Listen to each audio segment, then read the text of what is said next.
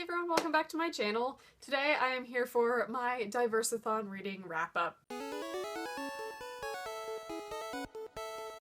Now, DiverseAthon finished up last night, and I only got through 2 books in this readathon, which is actually a really small amount for me for a readathon. But I think I'm actually okay with that because I feel like I actually took away a lot from both of the books that I read. I actually took time to absorb things rather than speed read through them, which I think is kind of a big part of what DiverseAthon is about. It's kind of about appreciating diversity in books, appreciating diverse books as a whole, really taking something away from them as a reader. So the first book that I got to was Once in a Town Called Noth by Trilby Kent, and I did a full video review of this. I will leave it linked down below. But this book is pretty much about a girl named Anna who is with her father after they left a Mennonite community in Bolivia called Colony Felicidad.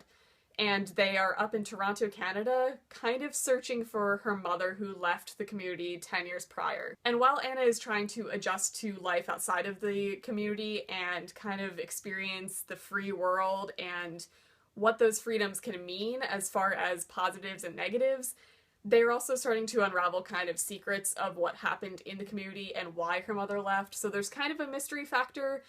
But this book is ultimately a coming-of-age tale, and a very diverse one at that. Not only did Anna grow up in Bolivia, she is from a Russian family, and she is in Toronto, Canada. So we're covering 3 completely different cultures here, and it also kind of goes over the Mennonite community, and you learn a little bit about that. It doesn't focus too heavily on it. But I feel like I took so much away from this. You get a full concept of how sheltered you can be in a community, but even in that sheltered life, there is still discrimination, there is still segregation, and there's still bullying for both of those things. But also in the free world, you get a taste of what that freedom can also cost, in that you may have the freedom to say whatever you want, but you can also be discriminated for saying the things that are on your mind. So this book was not only a coming-of-age tale, it was a very diverse tale, and it was a very eye-opening experience for me as a reader. I gave this 4 stars. I thought it was a phenomenal read. It's also very short, so I highly recommend picking this up. The second book that I got to, and the one that took up pretty much the entire week, was Middlesex by Jeffrey Eugenides.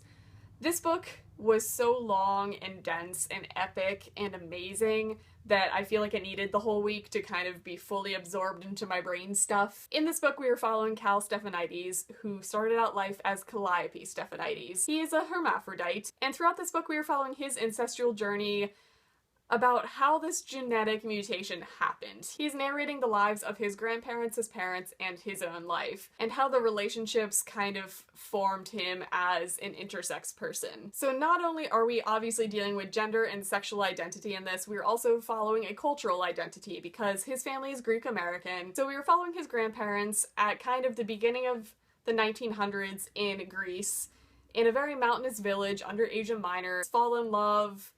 There's a twist on that leads to the genetic inbreeding as they flee Greece and end up in Detroit. And this is where his parents grew up, in Detroit, working in the very beginnings of car factories and during kind of the riotous stage of the 50s and 60s. And then we meet Calliope and his siblings as they go through kind of adolescence and into adulthood. So we follow 3 full generations, and at times this book can be somewhat dense, but I feel like the writing and the denseness of this is broken up by Cal's narration, which is extremely lovable, it's extremely relatable, but it's also very insightful as to what it's like to grow up not only as a Greek American, but as a hermaphrodite, and all of those strange awakenings that we go through adolescence and puberty. Imagine that tenfold, because you're kind of literally changing your gender as puberty hits. So obviously there's a lot of ups and downs, there's a lot of generational gaps and cultural gaps that we're introduced to in the story. This is just such a vastly diverse story that I feel like I took so much away from it. I am so glad that I finally sat down and read this book because it's been sitting on my shelves for years, and DiverseAthon was the perfect time to pick this up. So I gave this 4 stars. I thought it was phenomenal. I feel like I grew with these characters, I learned so much. And that's what DiverseAthon was all about. Just as a summary of the readathon as a whole, those were the books that I read, and I feel like the book community that came together for DiverseAthon was astounding. All of the Twitter discussions that we were a part of, all of the tweets, Instagrams, videos, Everything that has been out about this readathon has been phenomenal. It just raises my faith in humanity and makes me so proud to be part of this community. And it was really eye-opening to see how profound the thoughts of everybody in the book community can be, and how intelligently and well put and eloquent everybody can be about diversity and how important diversity is in books. And it was just such a great experience. I feel like this should be at least an annual thing, if not more. I loved the whole thing. Thank you to the 4 girls who hosted this and did so much work for it.